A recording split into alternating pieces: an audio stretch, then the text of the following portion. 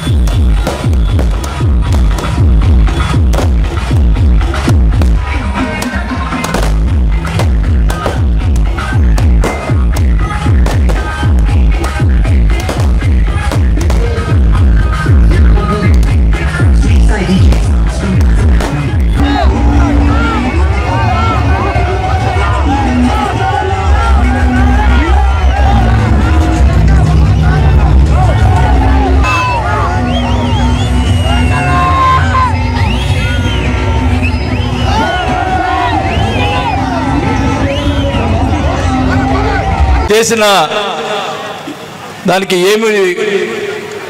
మనం ఏం చేయలేకపోయాం, పట్టాలు కూడా ఇవ్వలేకపోతే ఇంకా అనవసరం అని చెప్పి ఆ రోజు చెప్పడం జరిగింది. మరి ముఖ్యంగా ఈ 25,000 పట్టాలకి 231 కోట్ల రూపాయలు డబ్బులు ఇచ్చినందుకు ముఖ్యమంత్రి గారికి అందరూ కూడా ధన్యవాదాలు తెలియజేసుకుంటా ఉన్నా.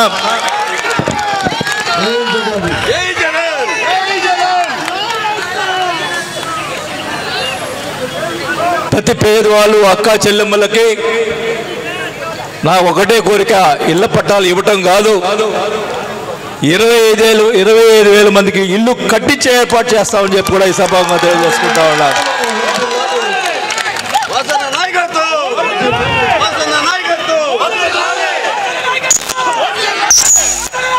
ఇప్పుడు డబ్బులు ఆల్రెడీ వచ్చున్నాయి. ఆ రైతులకి మొత్తం కూడా రేపెల్లుండో మొత్తం రైతులందరూ కూడా డబ్బులు వేయటం జరుగుతుంది.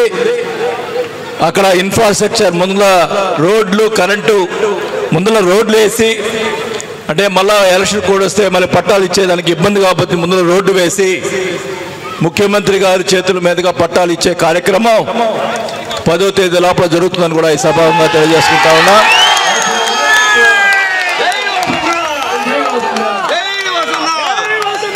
నేను ఒకటే చెప్తా ఉన్నా, ఒంగోలు పట్టణంలో ఇంకా ఎవరైనా ఇల్లు లేకుండా ఉన్న వాళ్ళు ఎవరుంటే కూడా, ఇల్లు లేని వాళ్ళు ఇంకా ఏమైనా మిస్ అయి ఉంటే వాళ్ళు అప్లై చేసుకోండి. నా దగ్గరికి వచ్చి చెప్పండి, మాకు ఇల్లు లేదంటే తప్పకుండా శాంక్షన్ చేసి ఏర్పాటు చేస్తామని చెప్పి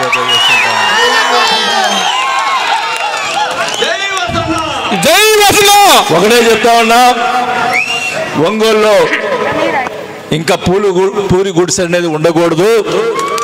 ప్రతి ఒక్కరు కూడా పక్కా ఇల్లు అనేది ఉండాలని చెప్పి కూడా ఈ సభాముఖంగా తెలియజేసుకుంటా ఉన్నాం. ఈ రాష్ట్రం అంతా కూడా జగనన్న కాలనీలు వెలిసినాయి. కానీ ఒంగోలులో మనం పట్టాలు ఇచ్చేదానికి, వాళ్ళు కొని ఇచ్చేదానికి ఎందుకని ప్రభుత్వం భూమి మన ఎర్రజల్లి దగ్గర చూస్తే మీ అందరూ తెలుసు. ఇది వాస్తవం. రాజశేఖర్ గారికి ముందు అబద్ధాలు ఎప్పుడు చెప్పను నేను. ఇది వాస్తవా లేదా అని అడుగుతా ఉన్నా. అంత ముందుల అదే స్థలంలో అక్కడ మైనింగ్ జరగకూడదని చెప్పి కోర్టులో కేసు వేసినటువంటి ఎవరైతే వేశారో గతంలో, వాళ్ళ ప్రభుత్వంలో అక్కడ మైనింగ్ జరగకూడదు, వేరే దానికి ఉపయోగించాలని చెప్పి ఎవరైతే కోర్టులో వేశారో ఆ స్థలంలో, అదే మనిషి, వాళ్ళు తెలుగుదేశం మనిషి, అదే మనిషి చేత అక్కడ మైనింగ్ జరగాలి, పట్టాలు ఇవ్వకూడదని చెప్పి కోర్టులో వేసిన పరిస్థితి నిజంగా ఉందంటే సిగ్గుపడాలని చెప్పి కూడా ఈ సభాముఖంగా తెలియజేసుకుంటా ఉన్నాం. పేదవాళ్ళ ఇళ్ల స్థలాల కోసం పాటుపడితే నిజంగా చాలా బాధాకరమైన విషయం అని కూడా తెలియజేసుకుంటా ఉన్నా. ఏమైనా కానీ ఆ భగవంతుడి దయ, మరి జగన్మోహన్ రెడ్డి గారి దయ, మనకి ఇళ్ల పట్టాలు డబ్బులు వచ్చినాయి. మన 25,000 మందికి నేను చెప్పాను ఆ రోజు, 25,000 మందికి వాళ్ళకి ఎవరైతే ఆ పేర్లు ఉన్నాయో వాళ్ళ ఆడవాళ్ళకి అందరూ కూడా ఆడవాళ్ళ పేర్లే కాబట్టి వాళ్ళకి చీరలు కూడా పెట్టి పట్టాలు ఇస్తానని చెప్పాను.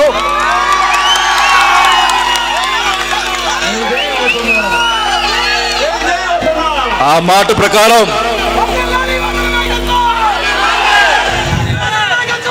ప్రకారం కూడా అందరు కూడా అదే రకంగా చేస్తామని చెప్పి కూడా తెలియజేసుకుంటా ఉన్నా.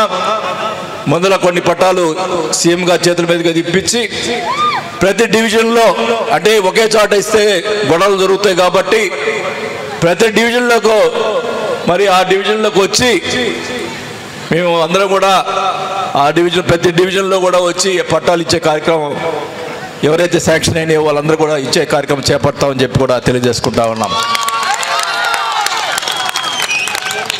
మరి ఈ మధ్య కాలంలో నేను పట్టాల కోసం గట్టి కూర్చుంటే రకరకాలుగా వార్తలు వచ్చినాయి. ఎన్ని వార్తలు వచ్చినా కూడా మీకు తెలుసు నేనేంటో అనేది. మళ్ళా కూడా మీ అందరి దయతోటి, మీరందరి సహకారంతో ఒంగోలులోనే పోటీ చేస్తున్నాను.